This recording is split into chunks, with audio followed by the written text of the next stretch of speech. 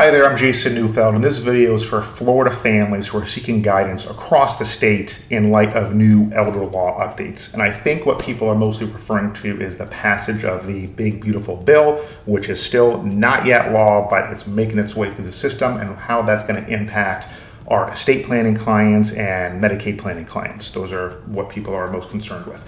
On the estate planning side, what if the law passes in its current form? It's going to increase the estate tax exemption to $15 million per individual. What that means is if you are a single person and you are worth less than $15 million, you no longer have to worry about paying estate taxes. Now, right now, the law is something like $14 million or $13 million, something like that. So this is not a concern but the upper, 1/2 of 1%. So most families in Florida are not going to see any material change to this, as part of this concern. Most people are worth in Florida less than $15 million. Florida does not have a estate tax system in place now, so this is just a federal guideline. So for those who are worth more than $15 million, got to do some estate tax planning. If you're worth less than $15 million per individual, you continue to not have to worry about these sorts of things. So this is not going to impact the majority of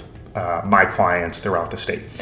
On the Medicaid planning side, a lot of people are worried about the talk of this partial defunding of Medicaid. And what a lot of people don't realize is when we talk about defunding Medicaid, the next question is, well, which Medicaid program? Because Medicaid is an umbrella term for multiple different programs.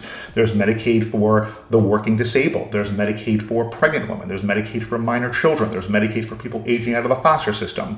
More relevant to my practice as an elder law attorney is the Medicaid related to the disabled and older adults who are in need of help paying for home care or assisted living facility care. That's through what we commonly refer to as the Medicaid waiver program, or those who are interested in helping to pay for the significant cost of a nursing facility, which is commonly referred to as the ICP or institutional care program. So again, most of my clients are in the ICP Medicaid waiver world. There's also a program called PACE, which is an adult daycare model of care. And if there's good news, the good news is that there doesn't seem to be a direct threat to these particular programs geared toward the elderly and the disabled. Now, that's not to say there is no threat. In other words, to put it another way, they're looking to enact work requirements. The bulk of the pain is going to be felt by states who have expanded Medicaid. Florida never expanded Medicaid to begin with.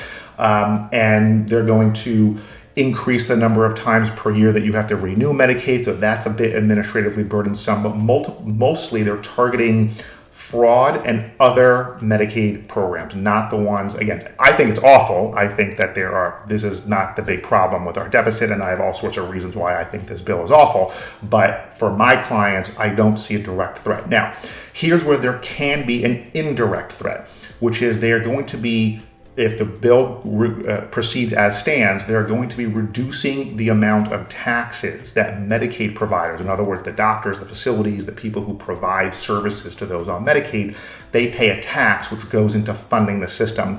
What I am not so clear on is how if they reduce the amount of taxes that these providers have to pay, well, what happens is the federal government only matches what the state pays. So if the state pays less, the federal government pays less, and that's less money for everyone.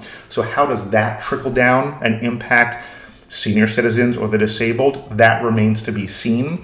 A lot of that brunt is going to go onto the managed care organizations, and if they start leaving the system or start denying services, I think that'll take some time, several years, before we sort of see the practical impact of that.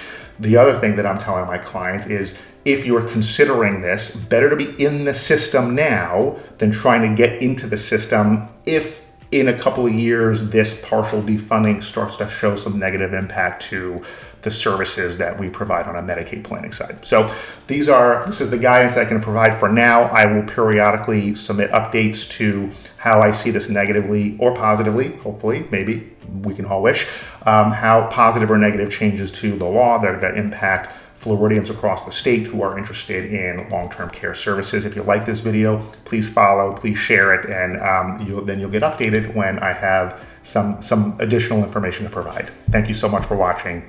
Take care.